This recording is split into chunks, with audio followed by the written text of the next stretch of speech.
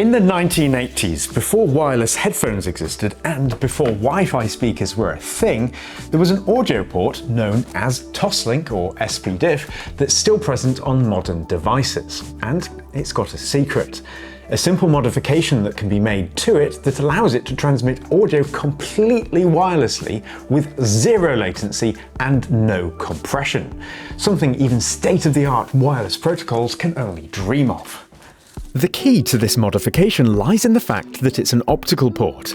It doesn't use copper cables, but instead relies on a clear plastic fibre that transports light from one end to the other. The light it transports is from a red LED, which flashes on and off extremely rapidly with an encoded digital audio signal. So long as this flashing light can be seen by a Toslink receiver, it will deliver fully uncompressed, dual-channel audio without any perceptible latency. It's a fairly robust signal as well. Splitting a cable in half still allows the light through, even if the two halves don't actually touch, meaning that there's an air gap. That's technically wireless audio right there.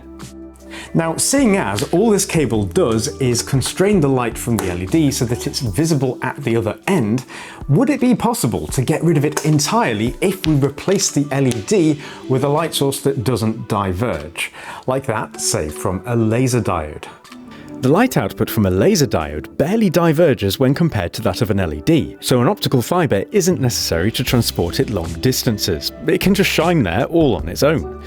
To see whether this will work with a digital audio stream, I've got a cheap audio encoder that can take an analog audio signal and encode it into the SPDIF format through a Toslink connector. And taking the back off, we can see the 3 pins that make the Toslink transmitter bit work. Checking this out with a multimeter, it appears that there is a signal voltage going through it at almost 3 volts, which is pretty convenient because low-power 3-volt laser diodes are readily available on places like Amazon. Being Class 1 lasers, they are low power enough to be considered safe. No fires and no burned eyeballs. Hooking one up to the 3-volt signal, we can see that it immediately illuminates, and is presumably flashing at the same rate as the LED, hopefully containing all of the audio data as a result. So that we can hear whether it is working, I've got a similar SPDIF adapter, only this one receives a digital audio signal and converts it to analog, rather than the other way around. Now, a Toslink port always includes a little plastic hinged cover, so this needs to be removed first so that the laser can reach the receiver's sensor unobstructed. Having the laser illuminate this tiny sensor though does require quite a bit of precision, so to mitigate this somewhat, we can cut a strip of HDPE from a bottle and fold it into the opening. This strip fully illuminates when the laser hits it, making the receiving surface significantly larger. For testing purposes, I'm just mounting it to an old bookshelf speaker, which has a little battery-powered amplifier hot-glued to its back. So here we have our transmitter with its new laser that hopefully contains all of the audio data encoded within it. And the receiver is obviously over here on its speaker. So when I remove this piece of paper, we should, in theory, hear completely lossless, lag-free digital audio. That's pretty cool. Now, the distance that this works is really surprising. It can go through 4 sheets of glass into a different building if you want it to. It's pretty wild. And again, I'd just like to emphasize that this is completely uncompressed audio and lag-free. Something that's simply not possible with other wireless methods like Bluetooth. Now, of course, it is line of sight required, which does limit its usefulness somewhat. However, it still brings to the table a lot of really interesting DIY audio product opportunities, the most exciting of which, I think, is a homemade wireless surround sound system. This would eliminate the requirement of draping speaker wires all over the place. The audio can instead be beamed straight to them wirelessly. And as it's optical, it won't interfere with Wi-Fi signals or have any latency issues. For making them, while we could just strap receivers onto old bookshelf speakers just like this, I've been wanting to make a proper DIY surround sound system for literally years. And I've come up with a design that strikes a really good balance between both performance and price, using some very interesting construction methods. These construction methods rely on the use of 3D printing, which is a fantastic way of building speakers at home because you simply don't need a workshop or any particular tools other than a 3D printer, which are more common than ever these days. In an effort to keep the overall cost in check, the design is to be based around a quite remarkable speaker driver, the Dayton Audio TCP-115. This retails at just $13 at the time of publication, which is crazy good value considering that it can not only function as a decent mid-tone driver, but can also play well as a subwoofer too, which is why we'll need a pair of them, one for each of these roles. With these two functions in mind, I've designed a speaker enclosure that is volumetrically optimized for this particular driver, and the printable files have been made available in the video's description. As you can see, its design features hollow walls to reduce both filament use and print times, and the idea is to fill them with a special mixture later to give them the mass that they need to become true hi-fi class enclosures. It's also been divided up into a few different parts to ensure compatibility with even fairly modest print bed sizes, so this does mean that they need some assembly by screwing them together. This is quite fitting because today's video is being sponsored by the LTT ratcheting screwdriver. This is a tool that's had a lot of thought put into its design, and you can tell it's been made by people who actually use screwdrivers a lot. It features a finely tuned ratcheting mechanism with an extremely light back force, allowing for the ability to ratchet drive even small screws. If you've never used a ratcheting screwdriver before, they give you greater control, as they allow you to tighten or untighten a screw without having to adjust your grip, reducing fatigue and increasing speed. This is hugely helpful whether you're building a PC, repairing a coffee machine, or building custom 3D printed speakers. Being a multi-bit driver, you can of course swap out the bits as needed and stow them in the base of the ergonomic handle, which provides storage for up to 12 bits. Great for keeping your most commonly used head types within arm's reach. As the shaft has a strong broach magnet inside it as well, the bits tightly snap into place and provide a nice pull on any screws that are magnetic. It's an excellent driver and I'm pretty hooked. If you'd like to get one for yourself, visit lttstore.com, or better yet, follow my link in the description, which will let them know that I sent you. Honestly, this would make a fantastic Christmas gift for someone, even if that someone is you. So a big thank you to the LTT crew for sponsoring this project, and let's get back to building. So, as you just saw, the first job is to screw the two main enclosure units together to make them a solid unit with two distinct compartments, the bottom one being exclusively for a special subwoofer system, which requires a few extra printed parts to make it work. The first being a custom coupler for the bottom, using plenty of glue to make an airtight seal, as well as an internal insert to divide the subwoofer area in half and function as a flared exit port, which will reduce chuffing noises when the final system is operational, and you'll see how it all works in just a moment. So with that done, we can now divert our attention to the top compartment, which forms the chamber for the mid-tone speaker driver, where the hollow walls are ready for a special plaster of Paris mixture. What makes this mixture special is simply the addition of some standard PVA glue to it, which stops the plaster of Paris from having a ringing quality, a bit like a teacup, and it's a quick hack to make it suitable for using in speaker enclosures to give them the mass that they need to sound great. Adding it can be quite a messy process if you're not careful, but it's a lot of fun and it reminds me of school craft days. Making the walls this way saves so much print time without having to make any acoustical compromises, and it's my favourite method of constructing speakers by far. Adding acoustic foam to the inside walls is a good idea as well, as it reduces internal sound reflections and results in a noticeably cleaner sound quality, especially when complemented with sheep's wool, which you'll see me add later. It's a good idea to add this acoustic foam to the plaster of Paris filled back panel as well, which can be used to seal up the unit nicely. So with that, we essentially have our finished speaker enclosure, and we can start now thinking about the aesthetics to hide the fact that it's been 3D printed. This is fairly easy to do. Any joints can be filled with normal decorator's filler, after which it can be thoroughly painted with plastic primer, followed by a top coat of your choosing. Mine being a heavily textured aged iron effect specialty paint. This makes them look really cool, and you wouldn't at all think they're 3D printed, especially as they feel so solid thanks to the plaster of Paris. So, with the aesthetics sorted, at this point the speaker drivers themselves can finally be added, starting with the tweeter, which is for handling the high frequency notes that the mid-tone driver can't reproduce very well. This can simply be soldered up, popped into its hole, and then screwed in place. This same process is required for the mid-tone driver and bass driver as well. They just need to be soldered up, dropped into their holes, and screwed down. Now this is starting to look quite promising, but to finish it off properly, it really needs a front facade, another job for the 3D printer. Some filling, sanding and painting later, it too can be mounted to the unit, hiding the speaker rims and screws and making it look very neat indeed, especially considering how simple they are to actually construct. For this bass driver to do its work properly though, and reach notes as low as 35 Hz, its chamber needs to be hooked up to some tubes to create what's known as a transmission line configuration. Now, as these tubes are going to be quite visible, it's worth going with some that are made from acrylic, as it'll make them appear much less obtrusive in a room. Again, plenty of glue needs to be used when attaching these to maintain that airtight seal, as even the smallest gap can adversely affect sound quality. So that the sound waves travel down one tube and up the other, essentially making a 2-meter long transmission line, they can be joined together at the bottom with a little end cap coupler, which again has been 3D printed. This is what the flared exit port is for, by the way. It smooths out the transition for the air as it goes in and out of these tubes.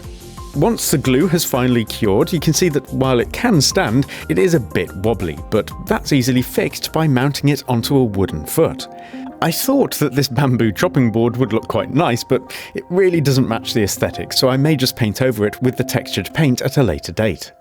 Either way though, the unit itself looks visually very smart. The acrylic tubes do a great job of providing support without being obtrusive, holding the speaker at a good listening height.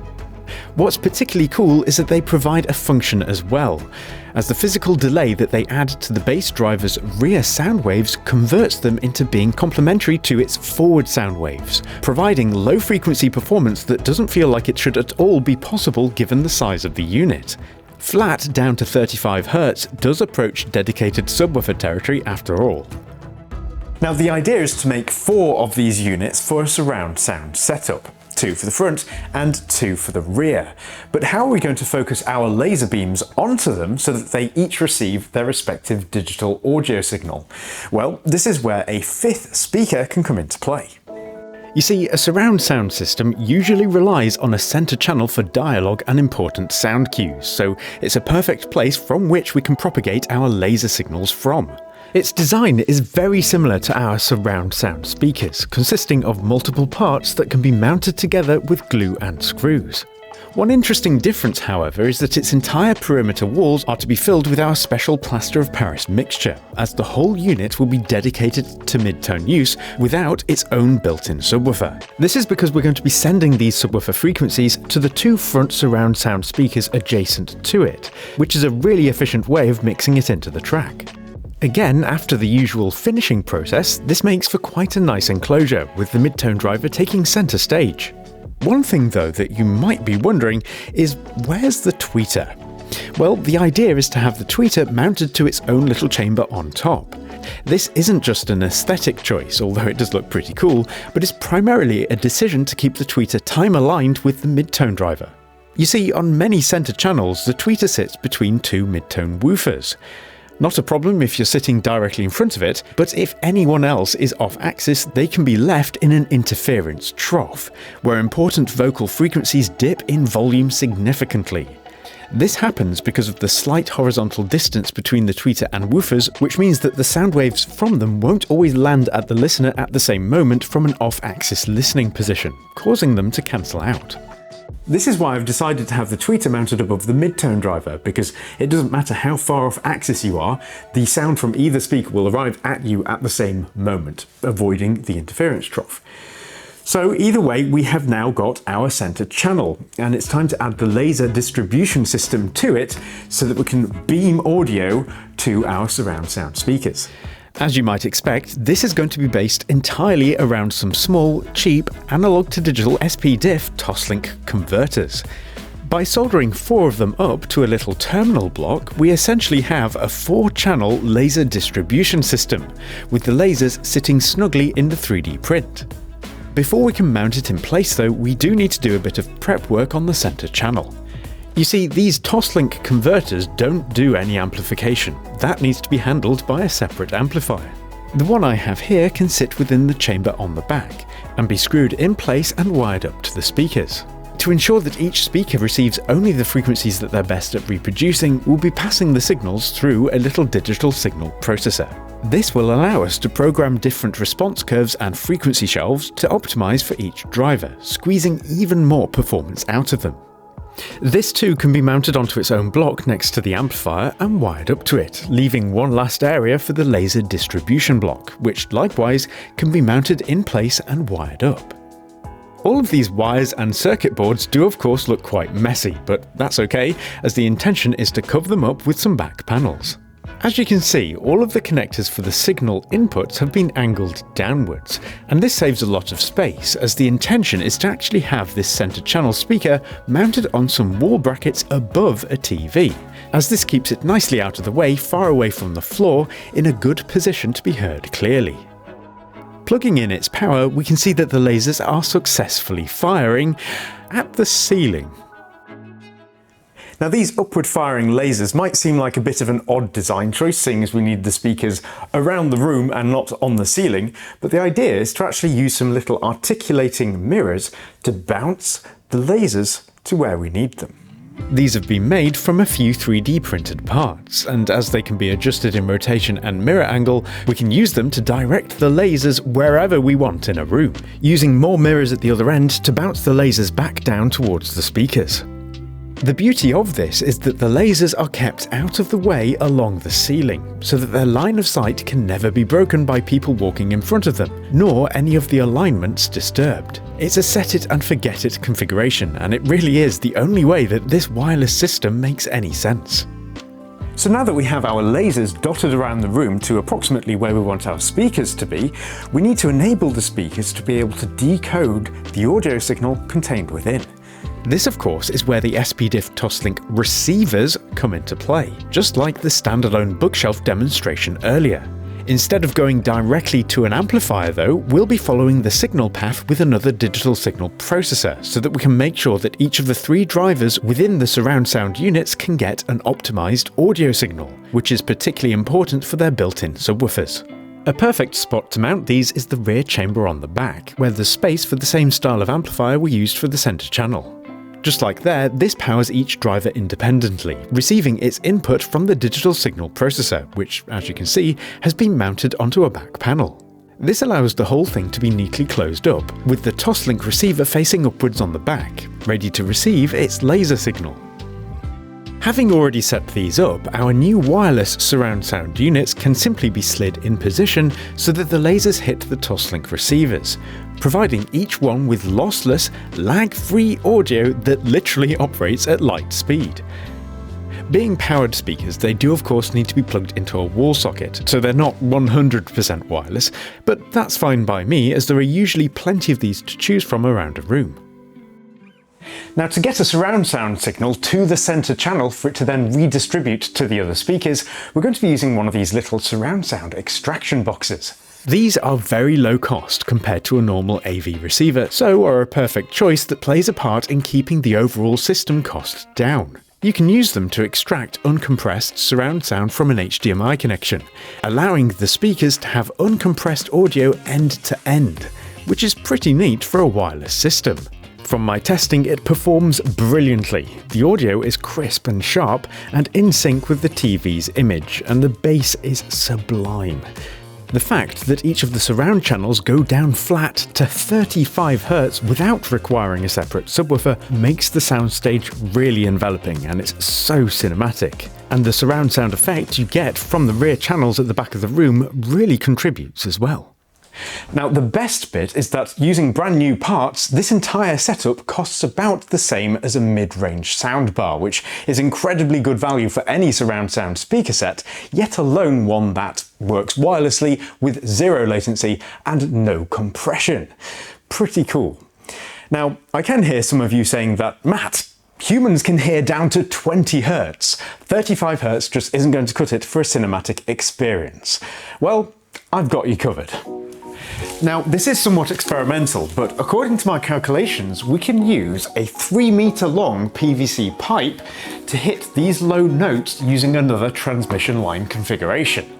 Now, of course, as this is so long, we do need to trim it down into sections. This makes its size much more manageable, and to join it back up again, we can simply use some more 3D printed parts.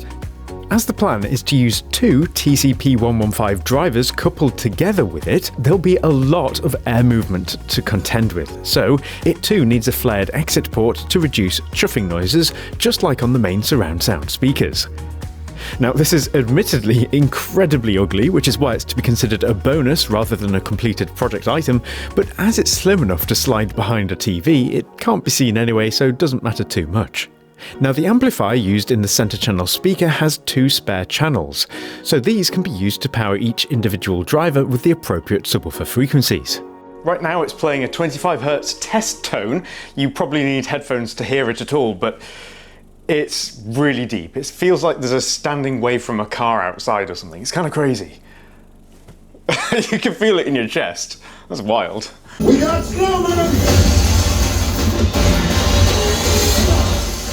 It was literally a childhood dream of mine to make a proper surround sound system, so to have made one that sounds so good and works wirelessly using lasers is a pretty good feeling.